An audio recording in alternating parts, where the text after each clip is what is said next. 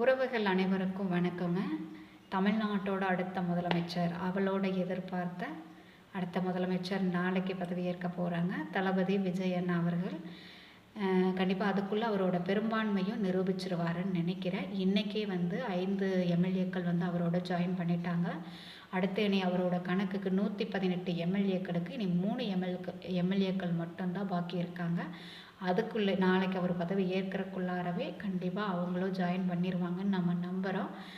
அடுத்தது பார்த்திங்க அப்படின்னா, அவர் முதலமைச்சராக பதவி ஏற்றதுமே முதல் கையெழுத்து தமிழ்நாடு ஃபுல்லாக அரசாங்க பேருந்துகள் அனைத்துலேயுமே மகளிருக்கு இலவச பயணம் அப்படிங்கிறத நாளைக்கு கையெழுத்து போடுறதா சொல்லியிருக்காங்க.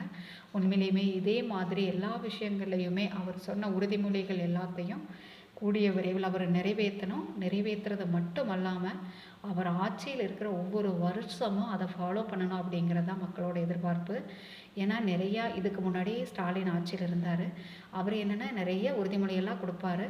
ஆனால் அவர் ஆட்சி முடிய போகிற அந்த 5ஆவது வருஷத்தில் கடைசி ஒரு 6 மாதம் 5 மாதம் மட்டும் அவர் கொடுத்த சில உறுதிமொழிகளை நடைமுறைப்படுத்திட்டு நான் எல்லா உறுதிமொழிகளையும் நடைமுறைப்படுத்தினேன் அப்படிங்கிறத ஒரு இதாக வச்சு அப்போ தான் எல்லா கட்டடமும் திறக்கிறது, புது பஸ் விட்றது, மகளிருக்கு 1000 ரூபா உரிமத்தொகை கொடுக்கறது, திடீர்னு மகளிருக்கு 5000 ரூபா அக்கௌண்ட்டில் போடுறது, இந்த மாதிரி பல விஷயங்களை பண்ணி மக்களை ஏமாற்றிட்டு இருந்தாங்க.